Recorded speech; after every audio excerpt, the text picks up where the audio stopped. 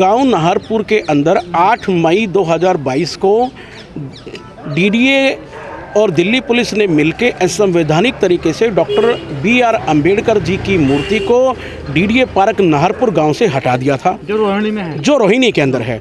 जब गांव के व्यक्तियों ने और समाज के प्रमुख नेताओं ने अपनी आवाज़ सोशल मीडिया के द्वारा उठाई तो 27-28 व्यक्तियों को FIR के जरिए 107-151 CRPC के कलंदरे के जरिए या नोटिस दे के उनको डिटेन किया गया।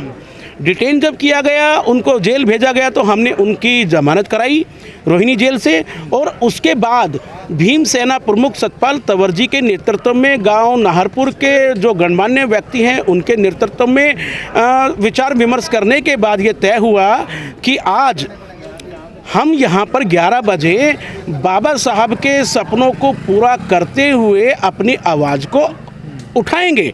दिल्ली पुलिस से विधिवत रूप से हमने परमिशन ली। परमिशन मिलने के बाद आज अचानक सुबह हमारे नेताओं को पता लगता है, जब सारी तैयारियां हो चुकी थी, देश के हर राज्य से यहाँ पर व्यक्ति पहुँचने वाले थे, कि दिल्ली पुलिस ने हमारी परमिशन को कैंसिल कर दिया है बिना किसी कारण के। ये बिल्कुल असंवैधानिक का गैरकानूनी डिसीजन है और इसकी मैं भर्त्सना करता हूँ, इसका मैं विरोध करता हूँ अपने सभी समाज के गणमान्य व्यक्तियों के साथ मिलकर। क्या कारण नजर आ रहा है आपको परमिशन रद्द करने का? कारण कुछ नहीं कि हम भीम सैनिकों को या भीम को मानने वाले व्यक्ति जो दबे कुचले हैं सदियों से और संविधान के अंदर अधिकार जो मिले हुए हैं, हम जब उनकी आवाज़ उठाते हैं, हम कहते हैं कि हमारे को वो मिलने चाहिए। तो जब हम आवाज़ उठाते हैं, वो चाहते नहीं कि भाई ये जो कमज़ोर वर्ग है जो अपने आवाज़ उठाए या ये जो शिक्षित हो या अपने अधिकारों की लड़ाई लड़े, ये हमारे को कमज़ोर करना चाहते हैं। मामला तो काफ़ी दिन से चल रहा है ना, जो है अम्बेडकर मूर्ति वाला। देखिए, काफ़ी देर से चल रहा है या सालों से चल रहा है, वो कानूनी रूप से लड़ाई लड़ी जा रही है कोर्ट के अंदर। तो भी मैं यही कहूँगा कि पुलिस को इतनी पैरामिलिट्री फोर्सेज गाँव नाहरपुर में डिप्लॉय करने की क्या जरूरत पड़ी थी? वहाँ से तो मूर्ति तोड़ दी गई है ना, हटा दी गई है। बिल्कुल तोड़ दी गई है और दिल्ली पुलिस ने अपने हलफनामे में कोर्ट में ये कहा है कि हमने उसको शिफ्ट किया है। अगर दिल्ली पुलिस ने बाबा साहब की मूर्ति को कहीं शिफ्ट किया है तो वो बताए ना कि शिफ्ट कहाँ किया है। शिफ्ट करने का मतलब होता है एक जगह से उठा के दूसरी जगह उसको खड़ा कर देना या लगा देना। ऐसा तो कहीं हुआ नहीं है। दिल्ली पुलिस बता दे, दिल्ली सरकार बता दे कि कहाँ शिफ्ट की है। कहा जा रहा कोई बीजेपी का नेता भी इन्वॉल्व है उसमें। मैं इस पे कोई कमेंट नहीं करूंगा। जो भी आदमी है इस असंवैधानिक कार्य में, चाहे वो बीजेपी का है या कांग्रेस का या आम आदमी पार्टी का, उसको सजा मिलनी चाहिए, उसके खिलाफ रिपोर्ट लिखी जानी चाहिए। कहा जा रहा करोड़ों की जमीन है भाई, करोड़ों जमीन पे नजर है लोगों की। देखिए, जमीन पे नजर है भूमाफियाओं की, नेताओं की या सरकार की, तो नज़र है तो है ना, लेकिन संवैधानिक तरीके से तो हटाएंगे ना आप। एक डीडीए पार्क जो 50-55 साल से बना हुआ है, जब से रोहिणी बनी है, वहाँ पर खुद डीडीए अपने हलफनामे में दिल्ली हाई कोर्ट में ये कह चुकी है कि वो पहले डीडीए पार्क था। जब डीडीए पार्क था तो क्या जरूरत पड़ गई है, ऐसा कौन सी आफत आ गई थी कि डीडीए पार्क को वो कमर्शियल या जो रेजिडेंशियल लैंड में बदल देंगे वो आप?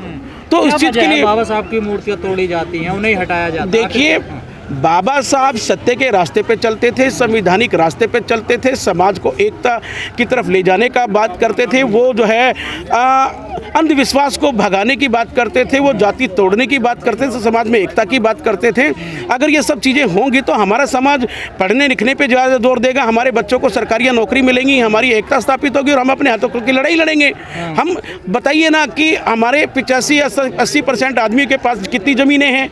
हमारे पास घर मात्र हैं। और अगर हमारे गांव के बच्चों के लिए खेलने भर के लिए एक 500 गज का या 1000 गज का एक डीडीए पार्क है तो उसमें भी उनकी नज़र थी। भाई, यही चीज़ें हैं जो उनको बर्दाश्त नहीं होती। केजरीवाल तो कहते हैं मैं बाबा साहब का भक्त हूँ। झूठ बोलता है। कोई केजरीवाल बाबा साहब का भक्त नहीं है। अगर बाबा साहब का भक्त होता तो बताइए ना, SC ST जो व्यक्ति हैं जो दिल्ली के अंदर रह रहे हैं, उनके बारे में कौन सी वो नीतियाँ लेके आए हैं?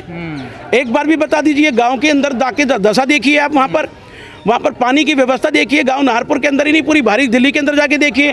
जहाँ पर आप जंतर मंतर पे खड़े हैं, यहाँ के विकास को देख लीजिए, भारी दिल्ली के विकास को देख लीजिए। ज़्यादातर जो हमारे SC ST समाज के व्यक्ति हैं वो भारी दिल्ली के अंदर रहते हैं। उनकी कॉलोनियों के अंदर एक बार जाके देखिए, आपको साफ पता लग जाएगा कि वो अम्बेडकर वादी हैं या अम्बेडकर विरोधी हैं। नाम बाबा साहब का लेते हैं सिर्फ इसलिए कि वोट बैंक की राजनीति करते हैं। अगर हम उनको वोट देना एक बार छोड़ दें तो देखो वो केजरीवाल जी कहाँ जाते हैं। राजेंद्र पाल गौतम से मिले जो मंत्री हैं। देखिए राजेंद्र पाल गौतम भी कौन है, केजरीवाल सरकार में मंत्री हैं, वो समाज को तो हमारे रिप्रेजेंट करते हैं, लेकिन बात वो स्वर्णों की करते हैं, हमारे समाज की कभी बात करते हैं वो। बाबा साहब की बड़ी बड़ी बात करते हैं। देखिए बाबा साहब की बड़ी बड़ी बातें करना और बाबा साहब के सपनों को साकार करने में फ़र्क है मित्र। आप देखिए एक बार बाहरी दिल्ली में जाके, क्या एक भी फ्लाईओवर हो तो दिखा दीजिए आप। रोड के ऊपर जैसे बाहरी नई दिल्ली के अंदर शौचालय तक है, वहाँ पर एक ऐसा शौचालय आप दिखा दीजिए आप।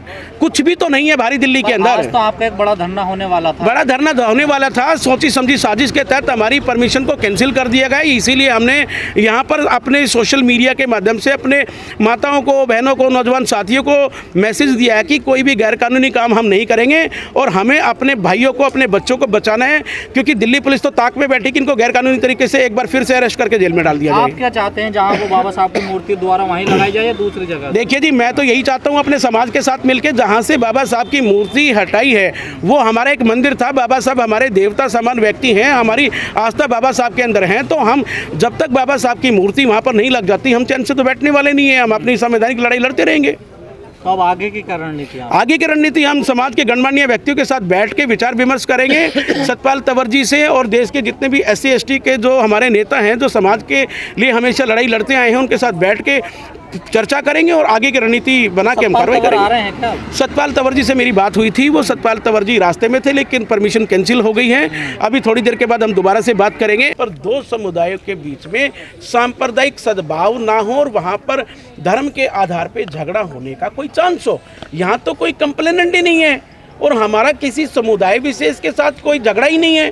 तो यहाँ पर 153 A B C या सिर्फ इस एप्रीहेंशन से कि यहाँ पर धार्मिक उन्माद हो सकता है, यहाँ पर अप्रिय घटना हो सकती है, ये बिल्कुल निराधार है। और जो दिल्ली पुलिस की जो कंपनियों को वहाँ पर तैनात किया गया है, वो दिल्ली सरकार और दिल्ली पुलिस की साजिश है, जिसके तहत वो चाहते हैं कि डॉक्टर B.R. अम्बेडकर साहब को मानने वाला समाज, चाहे वो देश विदेश में कहीं भी रहता हो, वो आज जो दिल्ली पुलिस ने जो परमिशन दी थी उसके तहत वो एक छत्र यहाँ पर इकट्ठा ना हो, अपनी बात ना रख पाए, अपनी ताकत ना दिखा पाए।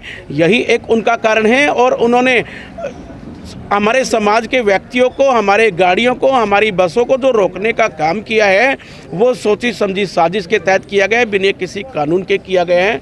यही मैं कहना चाहता हूँ कि ये दिल्ली पुलिस का एक्ट, दिल्ली सरकार की ये जो नीतियां हैं वो बिल्कुल गलत हैं और इनका पुरजोर तरीके से जो विरोध है वो होना चाहिए। आज भलाएं हमारी एक परमिशन कैंसिल कर दी गई है, लेकिन हम कल दिल्ली हाई कोर्ट में रिट पिटीशन भी फाइल करेंगे, सिविल सूट भी फाइल करेंगे और दिल्ली पुलिस से दोबारा परमिशन मांगेंगे। और परमिशन मांगने के बाद देखते हैं कितनी बार हम मांगते जाएंगे, तुम कैंसिल करते जाओ, हम ताकत दिखाते जाएंगे, तुम ताकत को कमजोर करते दिखाओ। देखते हैं भाई दिल्ली पुलिस में दम है या हमारे समाज में दम है, या दिल्ली सरकार में दम है या हमारे अंदर दम है। क्योंकि मुझे ऐसा लगता है कि समाज के आगे ना जो सरकार ठहरती है और ना कोई पुलिस ठहरती है। हम संविधान के अंदर जो ना काम करने वाले व्यक्ति, हमें किसी चीज़ का डर ही नहीं है। हम लोग चौड़े में खड़े हैं, हमें गिरफ्तार कर लो ना भाई। अपनी बात को जनता तक पहुंचाना कोई गुनाह तो नहीं है। जब तक गुनाह नहीं है जब तक हम दूसरे को हानि नहीं पहुंचा रहे।